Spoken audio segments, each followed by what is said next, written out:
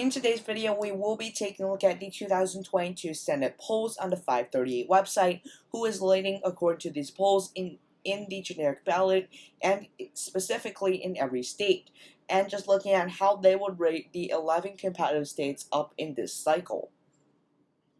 Now, do keep in mind that some of the polls are extremely inaccurate, but I'm just going to be looking at the poll numbers.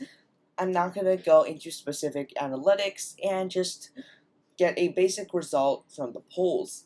Now, starting from this first state in the alphabetical order, the state of Arizona, with Mark Kelly up by 8.3 points against Blake Masters. My margins are in the descriptions, but of course, a 8.3% margin will be a likely margin. Obviously, the first state we're starting off with has very inaccurate polls. Now, going to the state of Nevada, just going to the state of Nevada right here. Kevin Cortez Masto has a 1.5% lead. Though I slightly disagree with this is still, technically speaking, within the margin of error for me, so I'm going to characterize this state as a tilt seat for the Democratic Party. I still expect the Republicans to win, but it's not off by that much. Going to the state of Colorado, this state doesn't seem to have an average, but it does look like Bennett is up by 6 to 18 points. So basically every poll except one has the margin at a likely margin, and the one poll that is a outlier is a Democratic funded poll. So I'm going to put this race as a likely seat for the Democratic Party. I do generally agree with this, though I do think that a margin will be slightly closer than a 13% margin. Going to the state of Missouri here, the state of Missouri, you can see that actually, according to this, Republicans have very slight leads in some of these polls. Now, obviously, Schmidt is the Republican nominee, which will help the Republicans, but generally it does look like that the margin is a likely margin. I do not agree with that, but I'll just put it as likely because that's what the polls say. Now, going to the state of Ohio, we have a very inaccurate bunch of polls, which actually have Tim Ryan ahead by 1.2 points.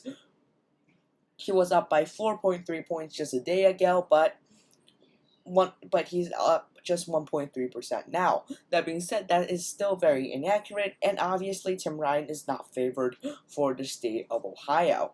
So with that in mind, we're going to put this as a tilt Democratic seat, though this is very inaccurate. Going down to the state of Florida, the polls there I consider to be okay, with Marco Rubio generally leading. There are 3 polls that have Demings ahead or the race as an even. That being said, it is very clear that Marco Rubio is going to win, and most polls do agree with that, and he's going to win by a likely margin. Going to the state of Georgia, the state will ultimately land the Democrats' Senate victory, at least according to the polls, which does have Warnock up by 1.7 percentage points. Now, in the state of Georgia, you do need 50% to win, and neither candidate is actually at 50%. So the polls don't paint a complete picture, but again, the polls are the polls. You do not expect the polls to be 100% accurate, so I'm going to put Georgia as a tilt seat for the Democratic Party, with 4 seats left to characterize. The next state will be the state of Wisconsin, which doesn't seem to have many polls. Looking at the state of Wisconsin, in the rare few polls that have been released, it does look like the Democrats have an advantage by about 1 or 2%, so I'm going to put this as a tilt seat for the Democratic Party. Again, that is not something I would predict right now, but again, I'm just listening to the polls. The next state will be the state of Pennsylvania, which also, in my opinion, has really inaccurate polls as well. So for the state of Pennsylvania on the Senate level, John Fetterman is up by 12 points against Merman Oz, who is only at 37.3%. Obviously very inaccurate. 4.4% is still reasonable, but 12% is just very much unreasonable in my opinion. So, with that in mind, looking at all the polls, the recent polls have Fetterman actually at a safe margin. The 4 polls that have been released recently, 3 of them actually have John Fetterman up by over 15%. Obviously, this is not good for the Oz campaign, but This is obviously not very accurate. But regardless, I'm going to just put as a likely state for the Democratic Party. The next state will be the state of North Carolina. With the North Carolina Senate seemingly still favored Cherry Beasley by 0.1%. Obviously, I don't agree either, but I mean, I'm just listening to the polls, in which they do have Cherry Beasley up by 0.1%. Finally, going to the state of New Hampshire.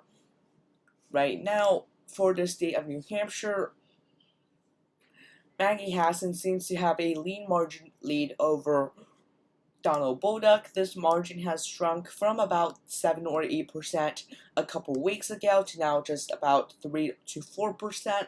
Still, this is still a victory for Maggie Hassan, so it looks like the Democrats are at 54, while the Republicans are at 46.